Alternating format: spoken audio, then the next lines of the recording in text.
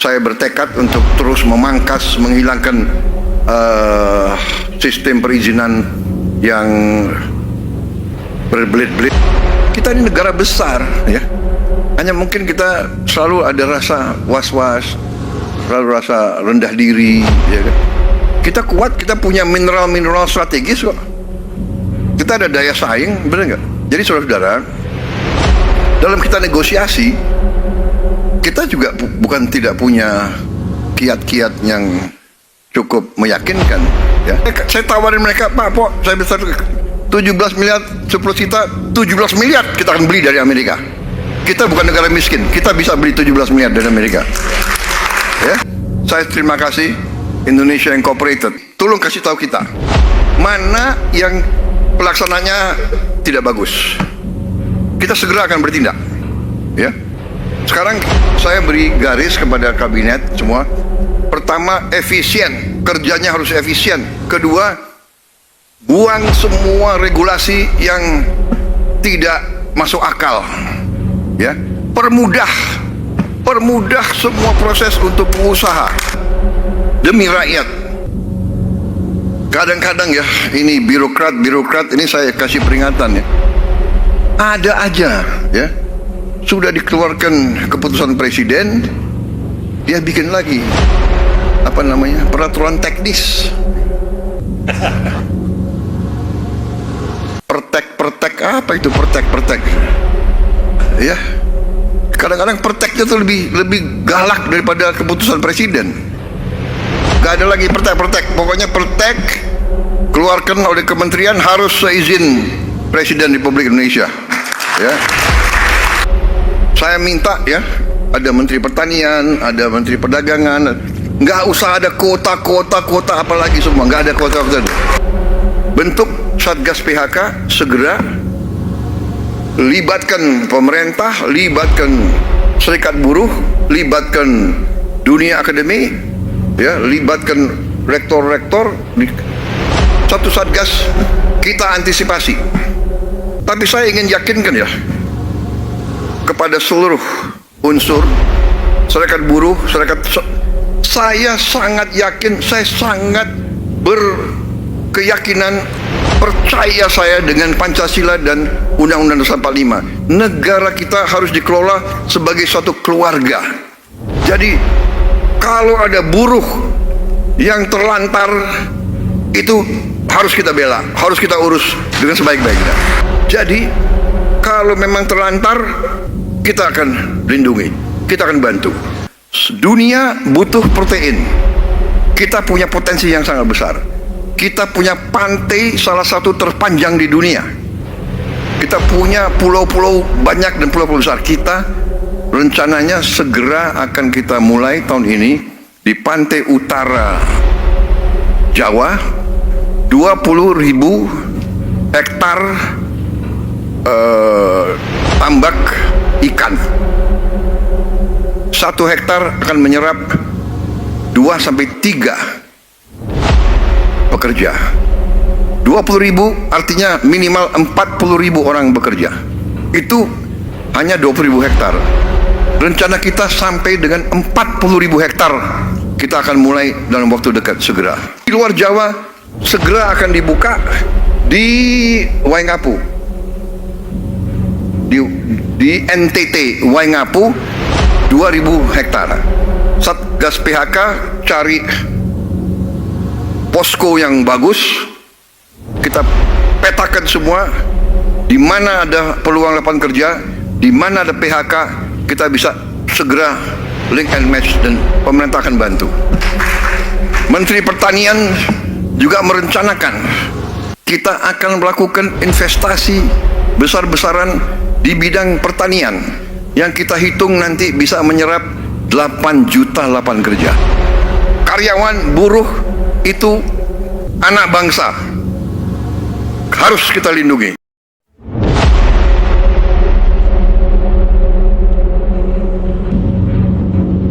Mungkin tahap awal kami sudah ada 7 penama, tapi tahap awal mungkin 3 dulu, yaitu pertama Saudara Jemi Kartiwa, Pak, dari API. Kemudian yang kedua nanti Ibu Sinta Kamdani, dan yang ketiga Pak Budi Hikmat. Silakan yang pertama dulu. Selamat sore Bapak-Bapak, Ibu-Ibu. Yang terhormat Bapak Presiden beserta jajarannya, saya ingin menyampaikan beberapa poin krusial mengenai kondisi terkini industri tekstil dan produk tekstil. Dan Mungkin langkah strategis. 2 menit Pak ya, supaya 2 menit. Oke. Yang langkah strategis yang kita perlu ambil. Pertama-tama penting untuk meluruskan stigma permesinan di industri TPT, sudah tua, tidak semuanya benar. Faktanya masih banyak pabrik di Indonesia yang masih melakukan reinvestasi. Terbukti dengan masih besarnya ekspor TPT Indonesia ke Amerika. Kebijakan tarif yang diberlakukan oleh Amerika Serikat telah memberikan dampak yang nyata terhadap industri TPT Indonesia. Hanya dalam 2 hari setelah pengumuman kebijakan resiprokal tarif, anggota kami menerima email dan surat dari brand yang meminta hold produksi dan pengiriman, dan adanya juga permintaan diskon 15%. Kita harus bersiap menghadapi demand shock yang serius. Para buyer di Amerika memperkirakan penurunan permintaan yang tajam hingga 30%. Dampak dari oversupply, produksi dan likuidasi barang-barang yang dibatalkan perlu segera dimitigasi agar tidak menimbulkan kerusakan yang lebih besar pada industri. Namun di tengah tantangan ini, terdapat potensi solusi yang dapat kita eksplorasi melalui mitigasi resiprokal tarif. Opsi yang menjanjikan adalah menawarkan peningkatan pembelian kapas dari Amerika Serikat yang saat ini hanya 17% dari total pembelian kapas Indonesia menjadi 50%. Kita berharap dapat memperoleh keringanan tarif ekspor pakaian jadi ke Amerika Serikat dengan persyaratan pakaian jadi yang diekspor ke Amerika minimum value 20%, sesuai dengan executive order Trump. Jika ini berhasil dinegosiasi, tarif yang diberlakukan sebesar 32% dapat diturunkan ke tingkat yang lebih manageable. Selain itu, untuk urgensi pengamanan pasar domestik dari limpahan barang dumping dari negara lain yang terdampak tarif Amerika Serikat, kita perlu segera memperbaiki regulasi yang masih memiliki celah. Langkah-langkah penting yang perlu diambil, termasuk pengembalian aturan label bahasa Indonesia dan SNI wajib ke border. Sebuah kebijakan yang pernah diberlakukan di tahun 2014. Ini akan membantu mencegah masuknya impor yang tidak sesuai standar dan melindungi industri dalam negeri dari barang ilegal dan tuduhan transshipment yang dituduhkan oleh USTR ya. Lebih lanjut, kami memohon dukungan Bapak Presiden untuk revisi PP percepatan tentang tindakan pengamanan anti-dumping dan pengamanan perdagangan dalam negeri yang disebut RPP Tati, yang sedang dibahas di lintas kementerian. Regulasi yang kuat dan efektif di bidang ini sangat penting untuk menciptakan persaingan yang sehat dan mencegah praktik perdagangan yang tidak adil. Terakhir, saya ingin menyoroti isu fundamental yang mempengaruhi daya saing industri kita, yaitu rata-rata lama sekolah di Indonesia, yaitu sekitar 8,9 tahun saja. Struktur angkatan kerja kita didominasi oleh lulusan SD dan ke bawah 35%, lulusan SMP 18,5%, dan lulusan SMA SMK 35,9%. Tingkat pendidikan yang rendah berkontribusi pada berbagai masalah sosial, seperti pernikahan dini, perceraian, dan anak terlantar, yang akhirnya menciptakan siklus kemiskinan. Industri TPT dengan karakteristiknya yang padat karya dapat memainkan peran penting dalam memutus siklus ini. Di banyak negara, industri TPT terbukti efektif dalam memberikan peluang bagi kerja lulusan SMA, bahkan SMP. Oleh karena itu, kami mendorong pemerintah dan industri untuk bersama-sama menyusun roadmap yang jelas dan terukur untuk memanfaatkan potensi ini secara maksimal, sehingga Indonesia dapat keluar dari middle trap income. Demikian yang dapat saya sampaikan. Terima kasih atas perhatiannya, Bapak Presiden dan Bapak Ibu-Ibu sekalian. Terima kasih. Terima kasih Pak Jemi. Selanjutnya Ibu Sinta. Ya. 2 menit ya Bu ya. Terima kasih Pak Erlangga, terima kasih Bapak Presiden atas kesempatan yang diberikan. Saya speechless Pak, tidak tahu mesti bicara apa, tapi pertama-tama saya apresiasi, mungkin mesti sering-sering ketemu Bapak Pak, karena jadi seperti disuntik vitamin C, langsung energinya bisa meluap-luap. Saya rasa pertama kami apresiasi, memang Bapak selalu mengatakan Indonesia Incorporated. Berarti kami juga adalah pemilik saham negara ini, betul ya Pak ya? Betul. Oleh karenanya kami juga harus menyampaikan bahwa memang situasi pada saat ini yang tadi sudah disampaikan sangat baik sekali, namun juga banyak permasalahan dan tantangan yang dihadapi. Saya cuma diberikan waktu 2 menit Pak, jadi nggak mungkin saya menyampaikan Bapak tantangan apa saja yang segala sektor hadapi pada saat ini. Tapi mungkin yang ingin saya pentingkan di sini adalah, saya pikir strategi yang begitu baik Pak. Mengapa kadang-kadang di lapangan, karena kami ini memberikan masukan dari lapangan, itu tidak terasa di lapangan. Berarti ada masalah di gap implementasinya Pak. Jadi ini yang mungkin perlu perhatian Bapak, bagaimana mengawal implementasi ini. Karena banyak effort yang sudah baik, ini ternyata kenyataannya belum bisa dirasakan di bawah. Nah, saya memberikan contoh Pak, ini sangat spesifik, karena tadi sudah disampaikan Pak Luhut mengenai deregulasi dan juga mengenai ekonomi biaya tinggi Pak. Ini kenyataan yang benar terjadi di lapangan. Masalah perizinan Bapak sudah tahu, begitu banyak permasalahan. Tapi yang sebenarnya solusinya kan Bapak sudah ada dan sudah disampaikan juga. Namun kenyataannya sudah bertahun-tahun ini banyak yang belum bisa diperbaiki. Jadi mungkin yang perlu kita sampaikan bersama adalah biarlah kami memberikan peran kami untuk memberikan masukan dari lapangan Pak. Apa yang sudah jalan, apa yang belum jalan. Sehingga secara berkala Bapak bisa tahu, kalau tadi dikatakan banyak yang sudah baik, banyak juga yang masih belum baik. Dan memang kalau kita lihat di kondisi di lapangan pada saat ini, kami selalu datanya berdasarkan data dan fakta Pak. Kebetulan Apindo selalu memberikan roadmap perekonomian yang survei dunia usaha. Jadi dari data-data itu langsung Bapak bisa melihat apa saja yang belum bisa jalan. Ini saya pikir itu hal yang kedua. Dan yang ketiga adalah mengenai action. Saya setuju banget Pak, apapun yang kita lakukan kita perlu action. Saya berikan contoh pada waktu Pak Menko sudah memanggil kami semua untuk bagaimana kita bisa mengantisipasi dampak dari tarif reciprocal AS. Kami bisa melihat bahwa Presiden Trump ini hanya melihat he's a transaction man, Pak. Jadi dia hanya lihat deal. Jadi apa yang kami lakukan dari pelaku usaha swasta, kami langsung menghubungi mitra kami di Amerika untuk melihat. Karena Amerika itu jelas mau melihat bagaimana bisa menurunkan defisit. That's it, Pak. Tapi tidak mungkin pemerintah hanya mengatakan, oh kita mau menurunkan defisit dengan mengimport ini. Yang pasti Amerika mau tahu berapa yang kamu bisa import. Kapan mau diimportnya?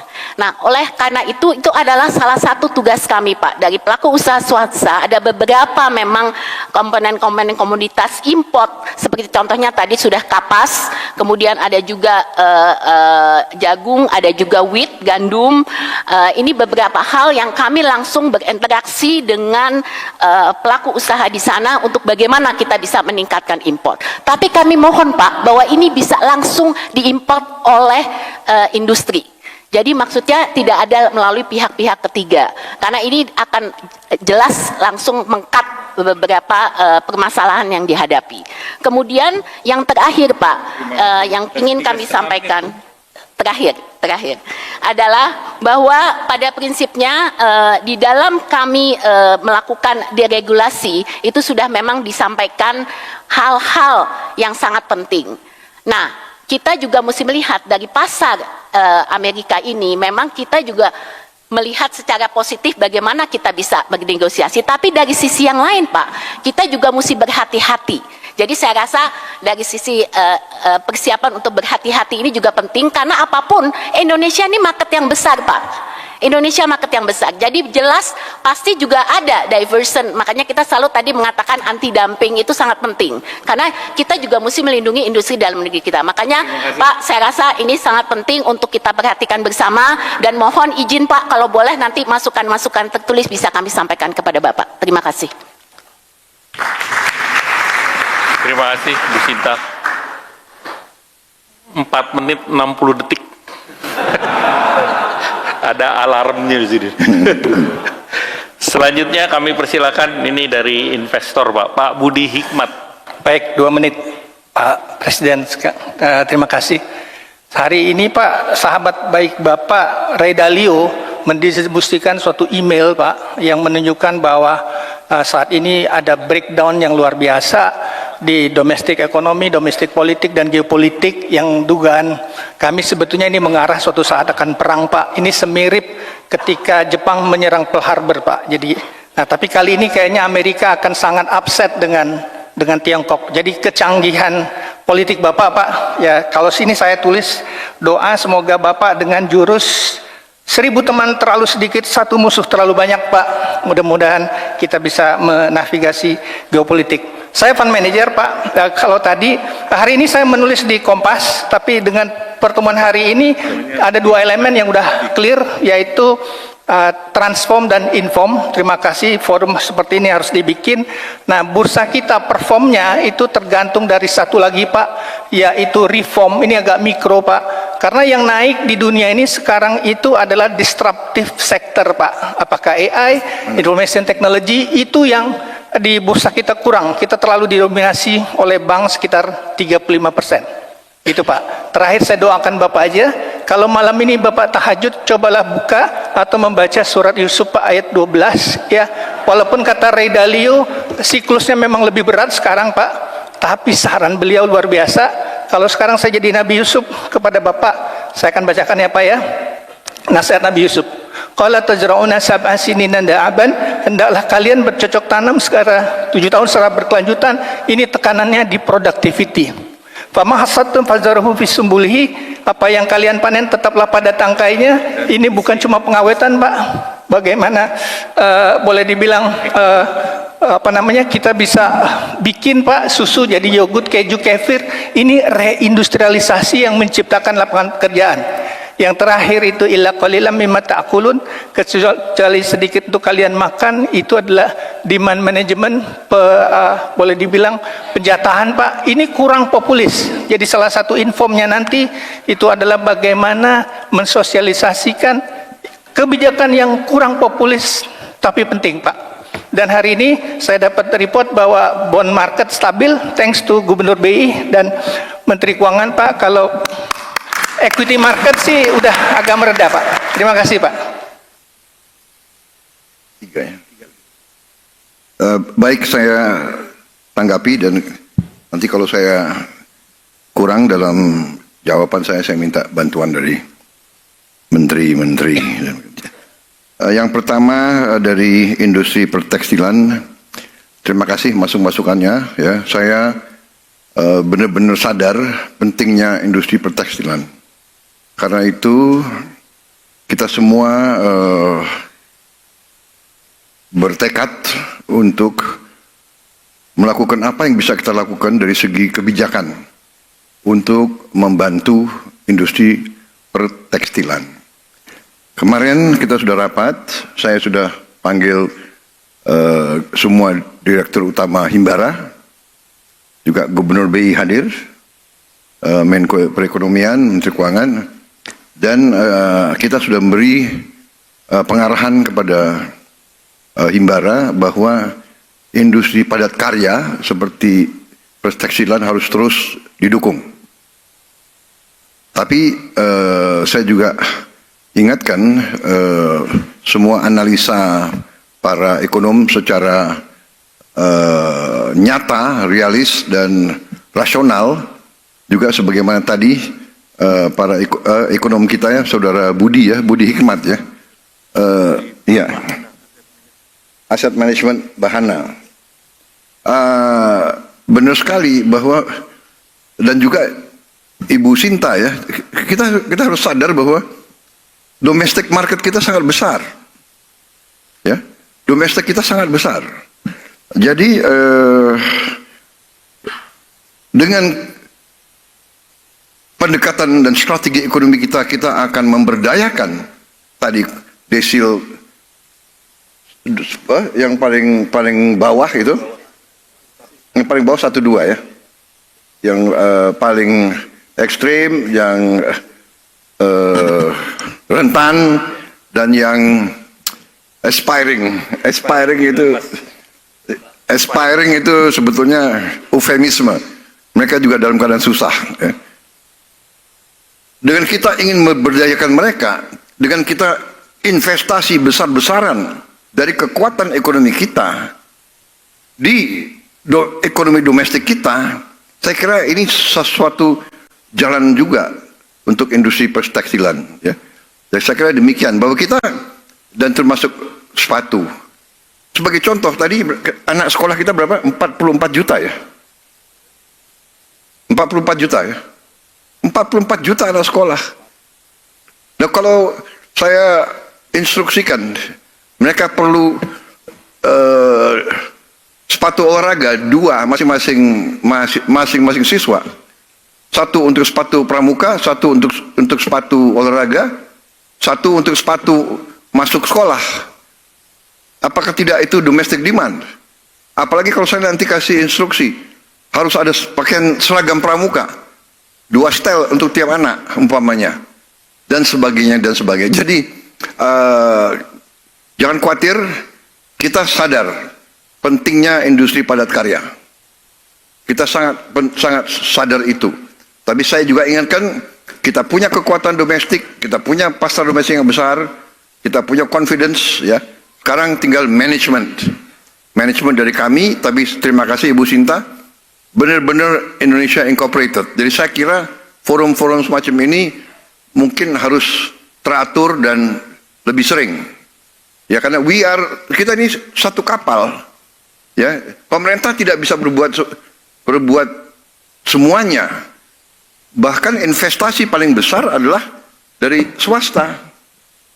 Investasi paling besar ya adalah dari swasta. Jadi, tapi kita harus ingat bahwa kita ini, tadi dikatakan, kita ini punya kekuatan. Kita ini negara besar, ya. Hanya mungkin kita selalu ada rasa was-was, selalu rasa rendah diri, ya kan. Kita kuat, kita punya mineral-mineral strategis kok. Kita ada daya saing, benar nggak? Jadi saudara-saudara, dalam kita negosiasi, kita juga bukan tidak punya kiat-kiat yang cukup meyakinkan, ya. Sebagai contoh, defisit kita 17 miliar dolar. Surplus kita 17 miliar dolar sama Amerika. Benar? Itu yang jadi masalah bagi mereka kan? Saya sangat confident. Saya sudah menugaskan Menko Perekonomian, negosiasi. Kita sudah sampaikan, Pak Luhut juga. Kita bikin Pak Po ada istilah bisnis bisa ya? Boleh, Presiden ngomong Pak Po boleh ya? Boleh. Saya tawarin mereka, Pak Po, saya besar 17 miliar surplus kita, 17 miliar kita akan beli dari Amerika. Kita bukan negara miskin, kita bisa beli 17 miliar dari Amerika. Ya. Apa yang kita butuh dari Amerika? Kita butuh LPG. LPG 8 miliar dolar kita butuh, 9 miliar ya. Kita butuh minyak, BBM. Kita bisa impor lagi. 9 miliar lagi. Ya, kita butuh alat-alat teknologi, rig drilling dari mereka. Kita akan membuka 10.000 sumur lama dengan teknologi baru. Jadi mungkin 3-4 item Pak Po, ya, Pak Po, ya, kedelai. Saya kadang-kadang terlalu cepat bicara, keluarnya keledai. Enggak, kedelai kita butuh dari mereka. Ya, gandum, apalagi kapas, pesawat terbang, ya. Tapi sekarang pesawat terbang dari Tiongkok murah-murah loh, ya. Jadi saudara-saudara, ya we have yang penting kita nih confident. saya terima kasih Indonesia Incorporated ya. Jadi kalau saya panggil saudara-saudara ya sering-sering saudara jangan kapok-kapok ya. Karena kita harus begini. Dan saya terima kasih ya tanggapan kepada industri pertekstilan. Kemudian tanggapan kepada saudara Budi Hikmat ya. Sekarang kepada Ibu Sinta. Saya terima kasih. Jadi seperti ini tolong kasih tahu kita mana yang pelaksananya tidak bagus. Kita segera akan bertindak. Ya. Sekarang saya beri garis kepada kabinet semua. Pertama, efisien. Kerjanya harus efisien. Kedua, buang semua regulasi yang tidak masuk akal. Ya. Permudah semua proses untuk pengusaha.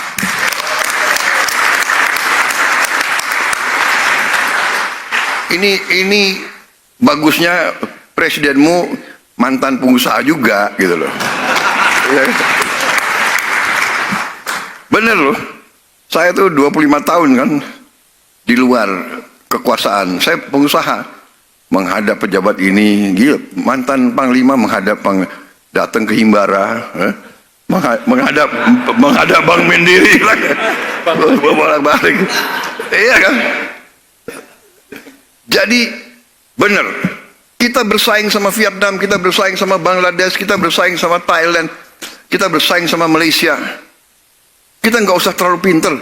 Kalau mereka lakukan sesuatu, kalau perlu nyontek, nggak boleh nyontek di sekolah. Kalau dalam kehidupan nyontek itu boleh. Iya kan? Apa itu kemarin ada satu Taipan ngomong ke saya. Dia punya ilmu, dia bilang copy with pride. Gak apa-apa.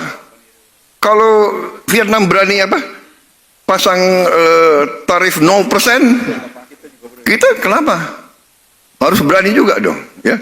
Jadi perizinan saya minta ya menteri-menteri ya, jangan ragu-ragu. Saya minta demi rakyat. Kadang-kadang ya, ini birokrat ini saya kasih peringatan ya. Ada aja ya. Sudah dikeluarkan keputusan presiden, dia bikin lagi apa namanya? Peraturan teknis. Pertek apa itu pertek? Ya. Kadang-kadang perteknya tuh lebih galak daripada keputusan presiden. Gak ada lagi pertek. Pokoknya pertek keluarkan oleh kementerian harus seizin Presiden Republik Indonesia. Ya. Mudahkan. Ini saya sebetulnya dalam hati, ya benar tadi siapa yang sampaikan, sebetulnya Pak Purbaya ya. Ini sebetulnya Pak Presiden Trump mungkin membantu kita ini sebenarnya. Dia maksa kita supaya kita ramping, supaya kita efisien, supaya kita tidak manja, ya kan? Jadi saya benar-benar ini kesempatan. Saya minta ya, ada Menteri Pertanian, ada Menteri Perdagangan, nggak usah ada kuota apalagi semua, nggak ada kuota. Siapa mau impor daging silakan, siapa aja boleh impor, saudara-saudara. Mau impor apa? Silakan, buka aja. Rakyat kita juga pandai kok, ya kan? Jangan bikin kota-kota, habis itu perusahaan A, B, C yang hanya ditunjuk, hanya dia boleh import. Enak aja. Iya kan? Udahlah, kita sudah lama jadi orang Indonesia. Udah nggak pakai, jangan pakai praktek-praktek itu lagi gitu, ya. Karantina. Kalau negara kita negosiasi sebenarnya, kalau dia bisa karantina di negara dia sekian bulan, udah aja lah, nggak usah kita lama-lama lagi karantina, buka aja cepat itu semua. Dan ya kita introspeksi diri ya, kita harus introspeksi diri. Institusi kita harus beres supaya pengusaha merasa dimudahkan, ya. Para pengusaha itu menciptakan lapangan kerja. Pengusaha itu adalah pelaku yang di depan.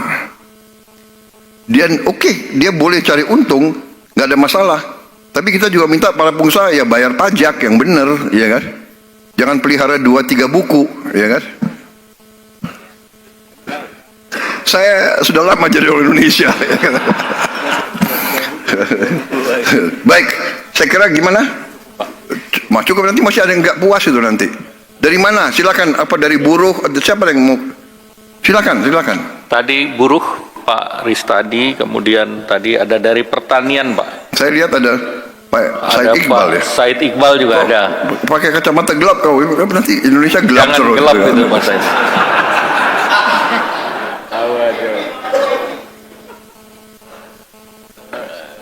Ya, satu silakan Pak Ristadi, Pak Said Iqbal dan Pak Otong nih tadi. Ya, Pak Otong silakan. Ibu ini. Dan Ibu, jadi 5 nih Pak. Silakan. Saya dulu ya Bu ya. Silakan Pak. Baik, terima kasih Pak. Singkat-singkat Pak ya. 2 menit. Pak Presiden yang saya hormati serta para menteri. Kami sudah dari KTNA sudah bikin tulisan panjang dan kita sudah sampaikan ke timnya Pak Menko. KTN. Potong. Yang pertama dalam kesempatan ini tentu kami mewakili petani ingin mengucapkan terima kasih minimal di 2 hal Pak. Jadi tadi sudah disampaikan oleh Bapak mengenai kemudahan dalam memperoleh pupuk. Jadi dengan regulasi yang dihilangkan begitu banyak serta alokasi yang cukup, sekarang berbalik Pak. Kios pengecer yang nunggu petani untuk melakukan penebusan gitu. Yang kedua mengenai harga gabah. Harga gabah itu dengan ketentuan HPP yang 6.500 tanpa refraksi itu sangat membantu kami sekali. Biasanya pada saat panen raya seperti ini itu harga hanya sekitar 4.500 sampai 5.000. Sekarang 6.500 paling rendah. Nah dari tulisan kami yang sudah saya sampaikan ke timnya Pak Menko, saya coba rangkum menjadi 3 poin. Yang pertama itu prioritaskan petani dan penyuluh sebagai pilar ekonomi pertanian. Fokus kebijakan untuk memberdayakan petani sebagai kunci ketahanan pangan dan ekonomi nasional di tengah perang dagang. Karena dari beberapa pengalaman krisis, ternyata pertanian dan petani yang paling kuat. Yang kedua, tingkatkan produktivitas dan lindungi petani, genjot hasil petani melalui dukungan teknologi mekanisasi, teknologi digitalisasi, infrastruktur terutama irigasi pengairan, serta pembiayaan, serta lindungi dari praktik perdagangan yang merugikan petani. Yang ketiga, jadikan ketersediaan pangan dan ketahanan pangan sebagai prioritas utama dalam kebijakan perdagangan serta gandeng organisasi profesi seperti kami, KTNA, ada HKTI dan yang lainnya dalam sebagai mitra dalam implementasi kebijakan di lapangan. Yang terakhir, Pak Presiden, berkat kebijakan Pak Presiden yang pro kepada petani, kondisi petani saat ini walaupun pakaiannya gelap, walaupun kulitnya gelap, tapi pasti rezekinya cerah. Terima kasih. Terima kasih. Selanjutnya sebelahnya aja, Ibu dari HKTI. Terima kasih Bapak Presiden. Kami dari HKTI Pak. Pertama-tama kami ucapkan terima kasih atas tadi yang sudah disampaikan bahwa mudah-mudahan kebijakan tarif ini juga menjadi peluang buat kita. Kebijakan tarif Presiden Trump. Yang pertama tentu tadi sudah disampaikan bahwa kita mengimpor kedelai, gandum, dan ada potensial mengimpor jagung. Mungkin ini bisa dijadikan bahan untuk negosiasi kepada Amerika. Tapi kita juga mengekspor CPO, karet, dan kopi kita. Mohon juga ini menjadi catatan untuk negosiasi di dalam yang akan dilakukan oleh pemerintah, bahwa betul-betul untuk 3 komoditas ekspor kita ini tentunya kita perjuangkan, terutama untuk karet dan kopi, barangkali juga untuk diturunkan, karena tarif kopi, import kopi dari Amerika, dari negara-negara Latin, Kolombia dan sekitarnya hanya sekitar 10%, sedangkan dari kita kalau tambah tinggi tentu akan menjadi mahal, padahal kopi kita dan karet kita sangat dibutuhkan oleh Amerika. Yang berikutnya adalah terkait dengan peningkatan daya saing dari para petani kita, Pak Presiden dan Bapak dan Ibu sekalian, kami mengusulkan dari HKTI untuk diadakan penguatan organisasi dari HKTI ini melalui menjadi satu organisasi yang lebih kuat lagi. Kemudian pembentukan dari koperasi sekunder dari HKTI dan juga memfasilitasi terwujudnya peran serta dari wanita tani dan pemuda tani kita. Terima kasih. Kemudian terima kasih. Mungkin cukup ya. Ada satu hal barangkali yang barangkali kami ingin sampaikan sedikit, Pak, terkait dengan penguatan dari pemanfaatan dari dana pengelolaan dana perkebunan, Pak Presiden. Mohon dapat nanti barangkali lebih diperkuat untuk hilirisasi dan juga untuk peningkatan produktivitas petani pekebun kita. Baik, Terima kasih. terima kasih Bu. Pak Said Iqbal dulu, silakan Pak. Kemudian Pak Ristadi dan terakhir Pak Wijayanto. 5 Pak. Terima kasih Pak Presiden dan jajaran Menteri.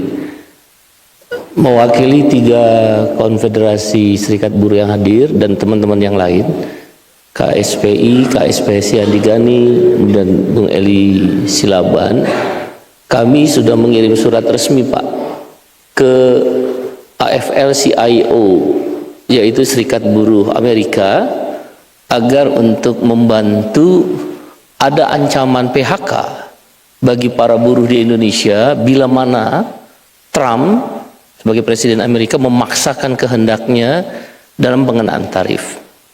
Terkadang jalur seperti ini sedikit efektif karena kami berkeyakinan kehadiran Pak Presiden ke dalam forum demi forum, pertemuan demi pertemuan selalu memberikan optimisme kepada kami, setidak-tidaknya kaum buruh, bahwa tantangan yang kita hadapi seperti Bapak sampaikan berulang-ulang termasuk hari ini harus dihadapi bersama.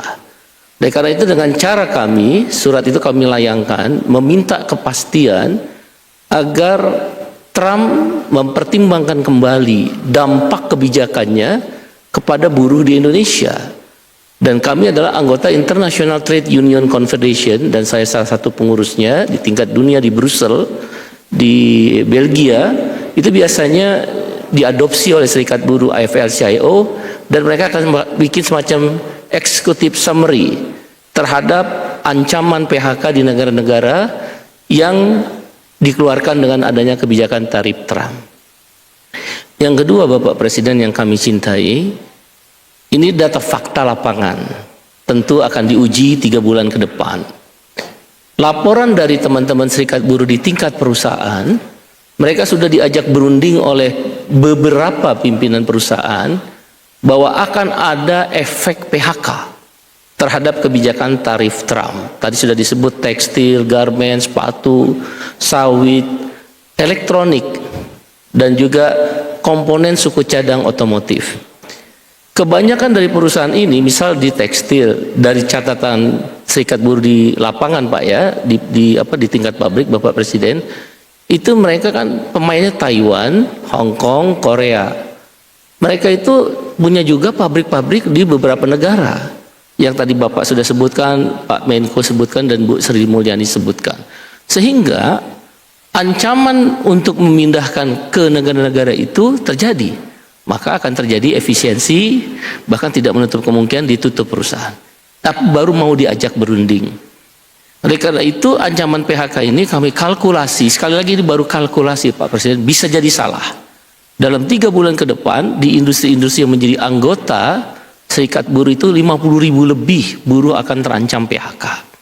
Tapi dengan optimisme yang tadi Bapak jelaskan dan beberapa menteri menjelaskan situasi ekonomi makro, mudah-mudahan itu bisa menghambat terjadinya PHK tersebut. Oleh karena itu izinkan kami Pak Presiden ada beberapa usulan dan saran melalui forum ini. Satu, segera dibentuk Satgas PHK, Pak. Jadi nggak gerabak-gerubuk. Kalaulah terjadi PHK, kita sudah siap.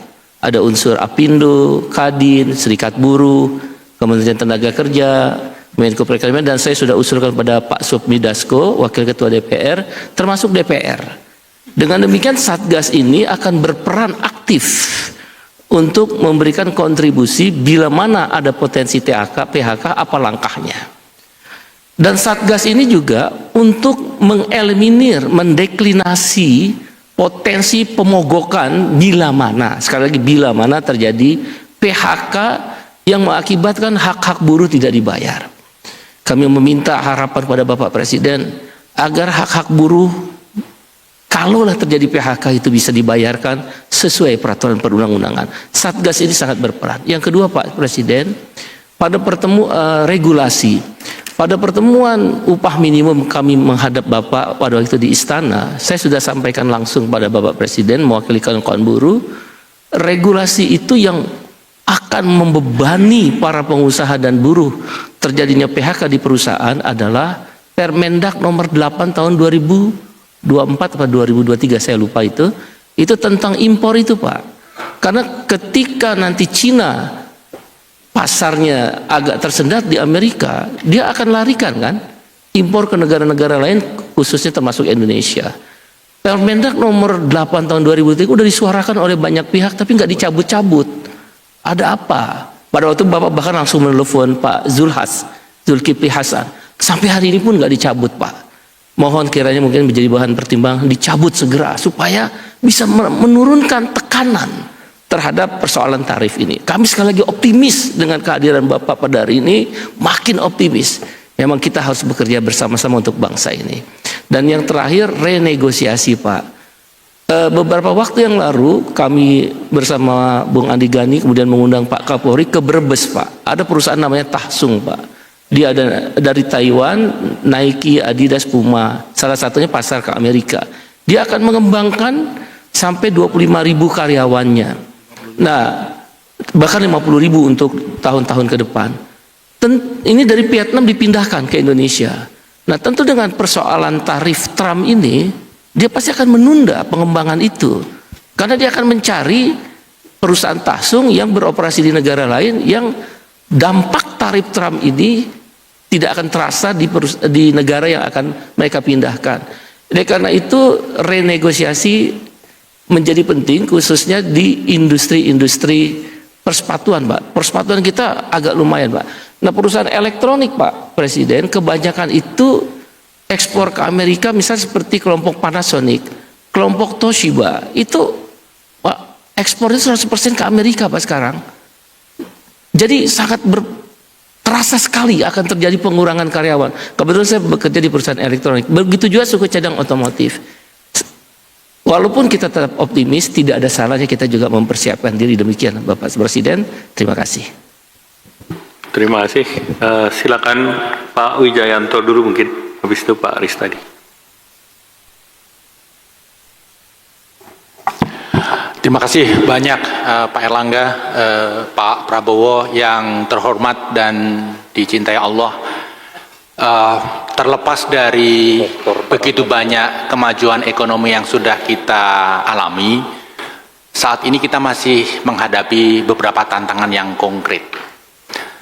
Tantangan fiskal, tantangan nilai tukar rupiah, kemudian tantangan deindustrialisasi, dan tantangan penciptaan lapangan kerja. Itu merupakan 4 tantangan yang terbesar. Nah, sekarang kita menghadapi trade war. Saya sangat sepakat dengan Bu Sri Mulyani, dengan Pak Erlangga, bahwa trade war ini adalah tantangan tambahan, tapi ini juga membawa kesempatan luar biasa bagi kita untuk memperbaiki diri. Dalam konteks melihat sisi positif dari kondisi ini, izinkan saya mewakili beberapa ekonom untuk menyampaikan 3 usulan konkret, Pak Presiden.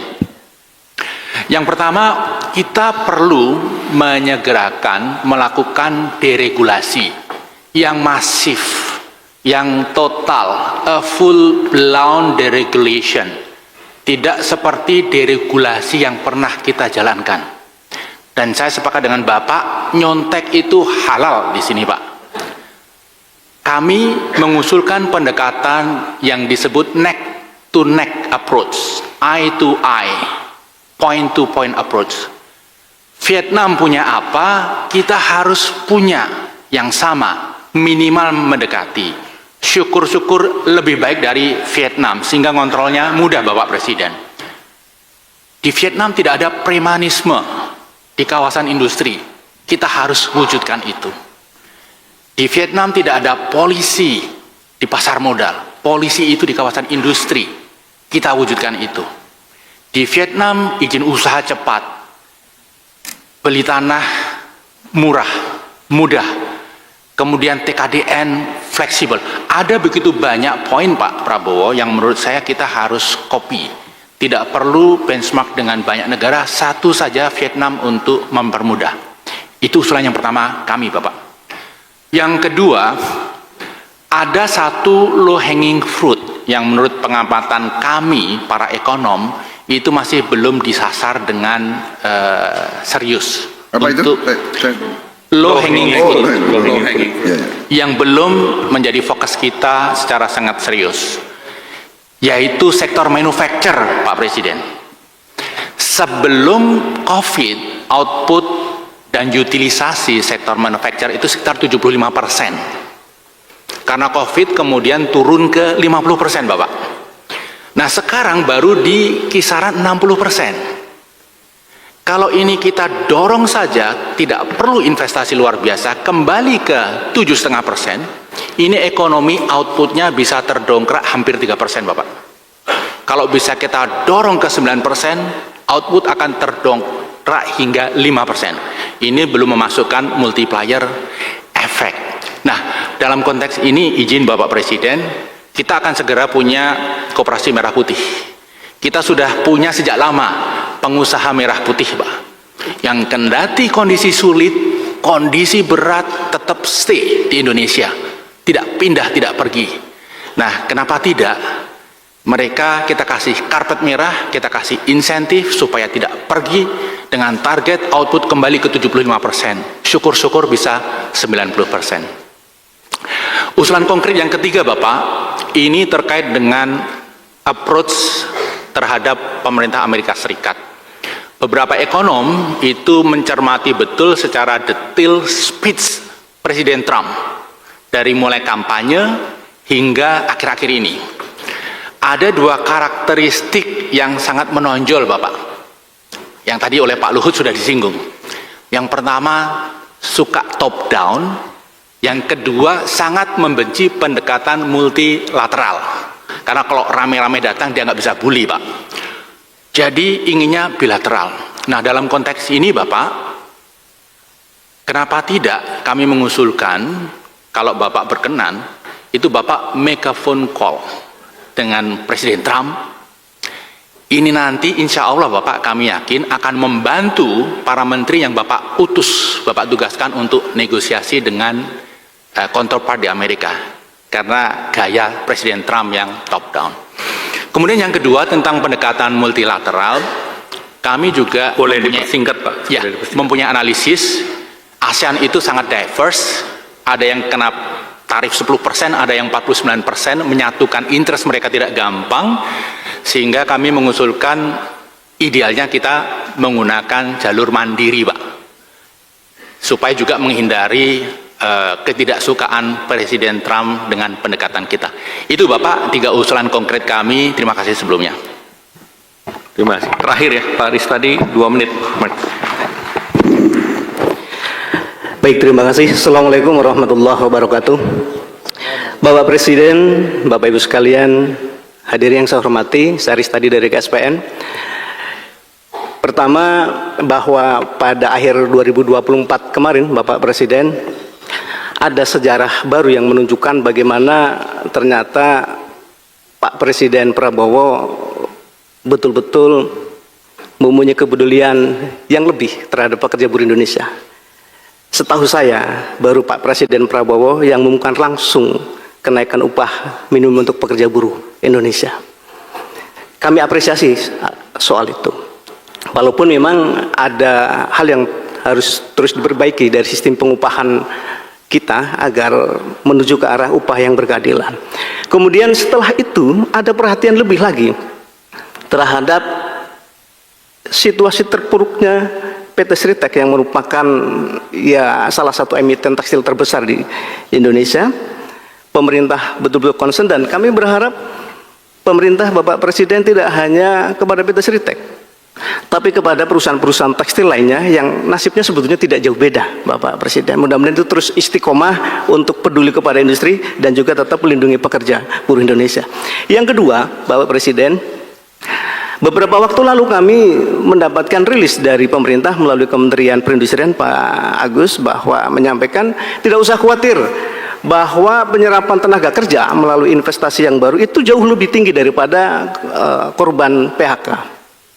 Ingin kami sampaikan Bapak Presiden bahwa penyerapan tenaga kerja untuk investasi-investasi baru itu menyerap tenaga kerja yang angkatan kerja baru Pak Presiden, yang fresh graduate. Sementara korban-korban PHK teman-teman kami yang akhir-akhir ini banyak terbakar itu bukan di segmen itu. Maka ini juga harus menjadi perhatian serius, dan yang terserap di investasi baru itu hanya beberapa orang saja untuk pengalaman-pengalaman tertentu.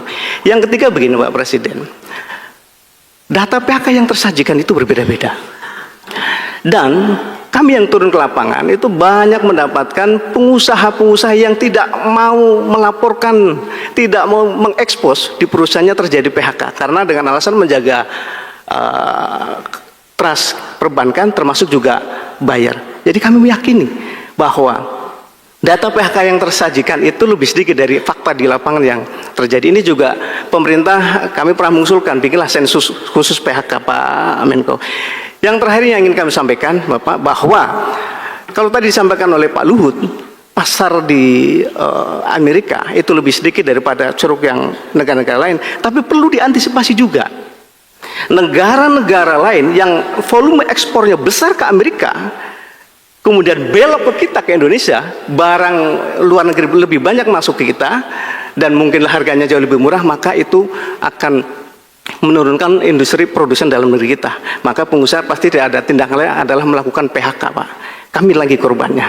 Dan begini Bapak Presiden, industri padat karya khususnya tekstil itu kan penyuplai kebutuhan sandang.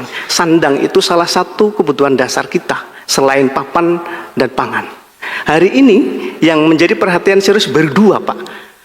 Papan perumahan ada Menteri Perumahan, pangan juga ada di Badan Pangan. Tapi untuk sandang belum ada. Maka oleh karena itu ini usulan konkret. Pertama, bentuk badan atau kementerian khusus untuk menangani tata kelola industri sandang nasional kita. Kami ini teriak soal PHK di sektor padat karya bukannya soal PHK, tapi juga soal kemandirian sandang nasional kita, Pak Presiden. Yang terakhir sekali. Pak. Tadi terakhirnya udah terakhir Pak ya, terakhir sekali. Ini hanya mengulang saja, perketat pengawasan importasi kita, Pak. Ini sebenarnya sudah tahu semuanya, tapi eksekusinya yang kemudian belum masif. Terima kasih. Assalamualaikum warahmatullahi wabarakatuh. Baik, tadi ya 5 ya. Saya kira terima kasih masukan-masukan itu dari KTNA, dari HKTI ya. Saya kira kita terus akan menjaga faktor pangan. Karena pangan itu dasar dari semua. Ya. Kalau situasi sangat buruk, asal pangan bagus, kita kuat. Jadi itu masalahnya. Kemudian penyampaian saya kira dari saya mungkin tidak berurut, tapi semua ada di catatan saya dari Pak Rektor ya, Pak Wijayanto ya. Terima kasih masukan-masukannya, saya kira sangat baik. Memang deregulasi itu saya bertekad untuk terus memangkas, menghilangkan sistem perizinan yang berbelit-belit, yang terlalu banyak, ya kan. Ini menjadi mission ya, dari mission kita harus laksanakan. Saya kira ini sudah benar sekali. Saya tertarik yang Anda mengatakan apa itu neck to neck atau eye to eye. Saya kira terima kasih masukannya, itu luar biasa. Saya sudah, sebelum Bapak bicara, saya sudah kasih instruksi ya, TKDN sudahlah ya, niatnya baik ya kan, nasionalisme. Saya, kalau saudara mungkin sudah kenal saya lama ya, mungkin ya, dari saya ini mungkin paling nasionalis ya. Saya pokoknya, kalau istilahnya dulu, kalau mungkin jantung saya dibuka yang keluar merah putih mungkin. Tapi kita harus realistis, iya kan? TKDN dipaksakan, ini akhirnya kita kalah kompetitif. Saya sangat setuju. TKDN fleksibel sajalah, mungkin diganti dengan insentif, ya. Tolong ya, para pembantu saya, menteri saya semua ya, udahlah ya, realistis. Tolong dirubah itu, TKDN dibikin yang realistis saja. Ya. Masalah kemampuan dalam negeri, konten dalam negeri itu adalah masalah luas, itu masalah pendidikan, iptek, ya kan, science. Jadi itu masalah, nggak bisa kita dengan cara bikin regulasi iptek naik, apa TKDN naik. Saya sangat setuju. Kemudian masalah manufacturing, low hanging fruit, terima kasih. Terima kasih Pak Rektor. Jadi sudah ya. Kemudian masalah buruh. Terima kasih saran-saran Pak Iqbal. Saya kira saran Anda itu sangat baik. Sekarang saya minta ya, Permendag nomor 8 masalahnya apa? Segera lapor ke saya ya. Habis ini. Kalau itu tidak menguntungkan kita secara bangsa, ya sudah cabut aja deh ya. Di sini ada Menseknek, ada di sini. Menseknek coba segera ya. Kalau perlu besok sudah saya tanda tangan. Tapi enggak, saya berangkat ke luar negeri nanti begitu saya kembali ya. Saudara-saudara, Masuk bagian deregulasi. Deregulasi ya. Deregulasi ya. Tapi saya terima kasih Pak Said Iqbal. Terima kasih inisiatif Anda lobby ke internasional AFL-CIO. Terima kasih. Tapi yang lebih saya tertarik usulnya si Pak Said ini ya adalah Satgas PHK. Ini suatu usul yang sangat baik ya, saya terima kasih. Jadi ternyata manfaat kita berjam-jam di sini ada manfaatnya ya. Benar nggak? Ya kan? Iya kan? Jadi saya percaya kalau gini, waduh ini banyak media ya, nggak enak nih kalau aku terlalu terbuka nanti direkam terus ya. Ini live, Pak. Live ya? Waduh, repot. Tapi udahlah, udah ya, kita transparan aja ya.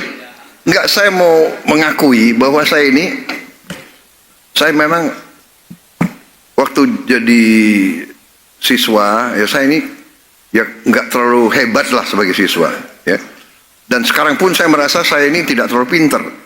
Tapi kiatnya seorang pemimpin, kuncinya adalah kumpulkan banyak orang pinter. Ya kan? Jadi kalau Anda perhatikan pembantu saya banyak yang botak ini sebabnya. Pinter. Pakai orang pinter, pakai profesor, pakai. Dengarkan dari manapun. Nah ini saya terima kasih. Jadi berjam-jam kita di sini, bagi saya sangat beruntung. Saya sangat terima kasih. Saya salah satu idenya Pak Said Iqbal, aku akuilah benar-benar ini sesuatu yang bagi saya sangat penting. Saya kira bentuk Satgas PHK segera, libatkan pemerintah, libatkan serikat buruh, libatkan dunia akademi, ya, libatkan rektor-rektor, libatkan BPJS dan sebagainya. Satu Satgas kita antisipasi. Tapi saya ingin yakinkan ya kepada seluruh unsur serikat buruh, saya sangat yakin, saya sangat berkeyakinan, percaya saya dengan Pancasila dan Undang-Undang Dasar 45. Negara kita harus dikelola sebagai suatu keluarga. Jadi kalau ada buruh yang terlantar, itu harus kita bela, harus kita urus dengan sebaik-baiknya. Dan pemerintah kita sudah memikirkan, pemerintah sebelum saya juga sudah memikirkan. Kita punya BPJS tenaga kerja yang sekarang bisa memberi bantuan yang tadinya hanya 3 bulan, 6 bulan. sekarang 6 bulan. Iya kan? Di RUT ada di sini, BPJS. Iya kan? Jadi, kalau memang terlantar, kita akan lindungi, kita akan bantu. Dan saudara-saudara, tidak boleh terlalu risau. Khawatir perlu. Ya kalau orang tidak khawatir, mungkin orangnya itu nggak normal, ya kan? Benar nggak? Jadi kita waspada perlu. Tapi saya ingatkan kita punya kekuatan, saudara-saudara.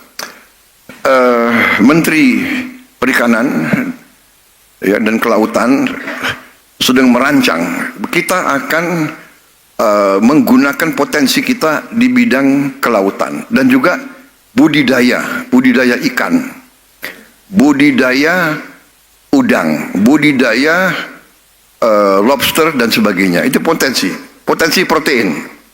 Kemudian seaweed juga sangat potensial. Dunia butuh protein. Kita punya potensi yang sangat besar. Kita punya pantai salah satu terpanjang di dunia. Kita punya pulau-pulau banyak dan pulau-pulau besar. Kita rencananya segera akan kita mulai tahun ini di pantai utara Jawa, saya ulangi, 20.000 hektar tambak ikan. 1 hektar akan menyerap 2-3 pekerja. 20.000 artinya minimal 40.000 orang bekerja. Itu hanya 20.000 hektar. Rencana kita sampai dengan 40.000 hektar. Kita akan mulai dalam waktu dekat segera. 40.000 hektar. Itu di pantai utara Jawa. Di luar Jawa segera akan dibuka di Waingapu. Di NTT Waingapu 2.000 hektar. Ya, sudah siap semua. Finance semua siap dan sebagainya. Dari mana-mana sudah diupayakan oleh Menteri KKP. Saya kira Menteri Keuangan juga segera akan keluarkan. Sudah ya?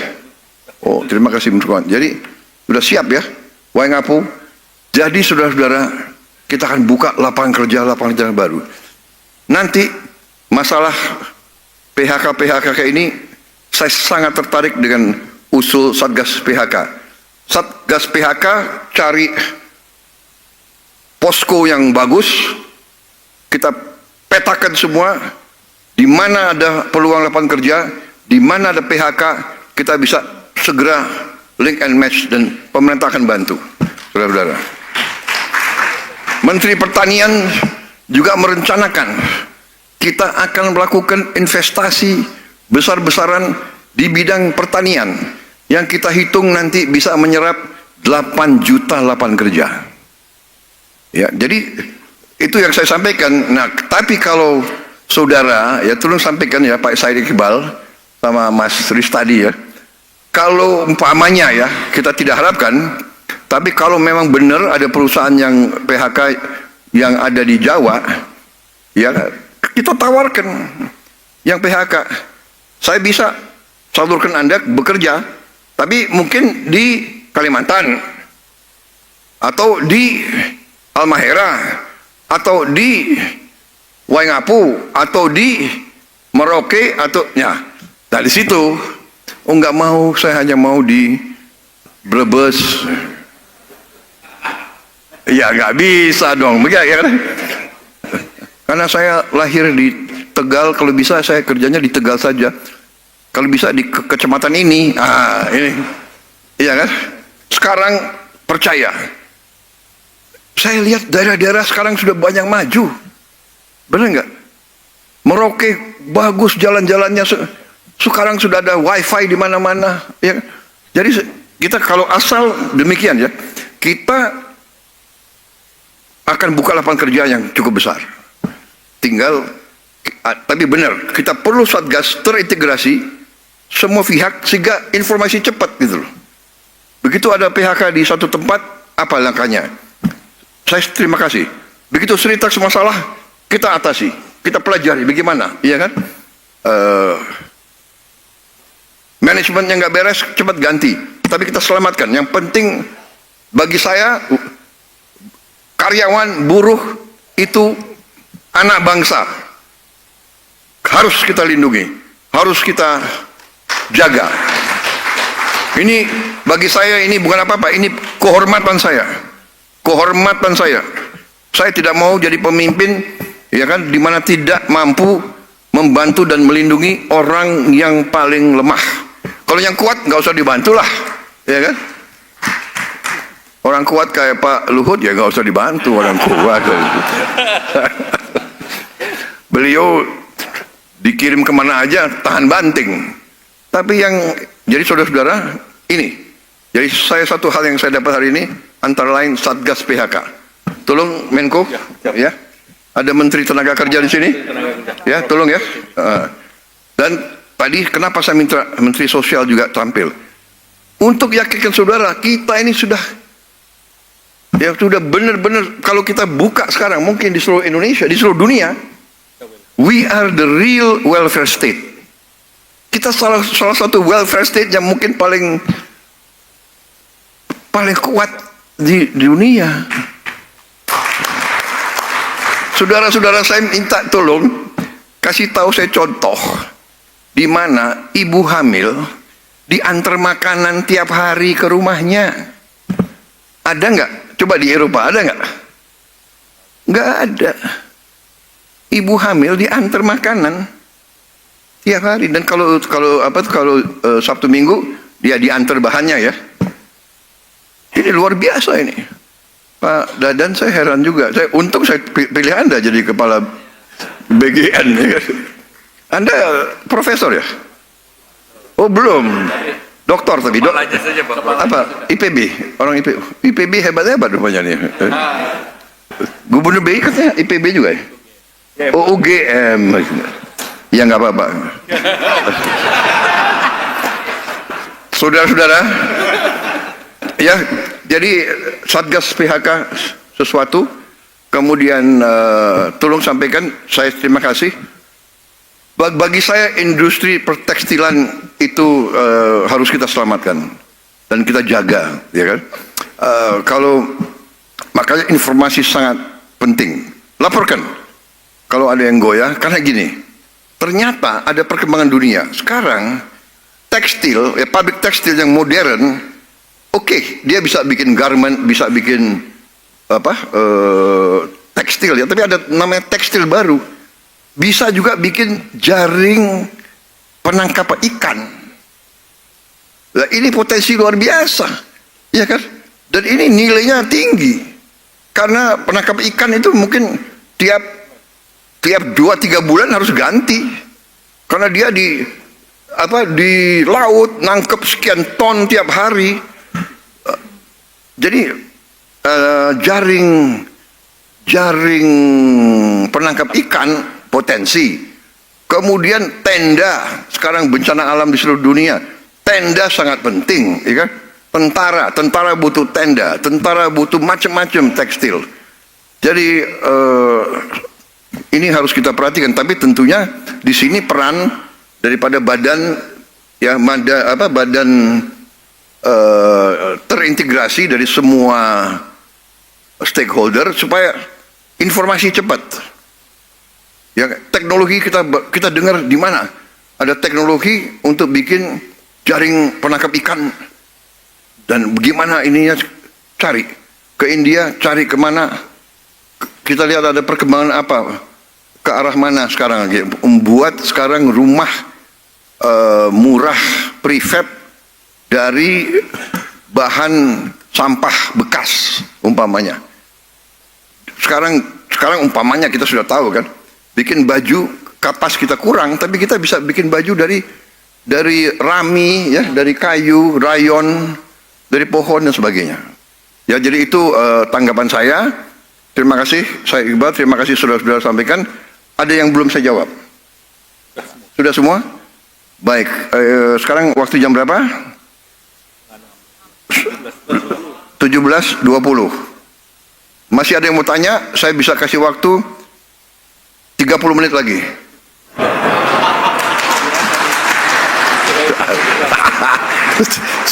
Saya mau nguji ketabahan saudara. Padahal saya ini mantan guru juga. Saya tahu kalau udah audiens resah, ya kan, bisa lihat dari mukanya. Kalau ada yang angkat tangan, temannya sebelah, apalagi kau nanya lagi. Iya kan? Bener kan? Bener nggak? Bener nggak profesor ya, rektor? Iya kan? Bener nggak? Sudah lagi apa lagi? Ini jangan-jangan presiden minum kopi terus gitu ya. Tapi saya kira begitu ya, saudara-saudara. Terima kasih, saya sangat gembira.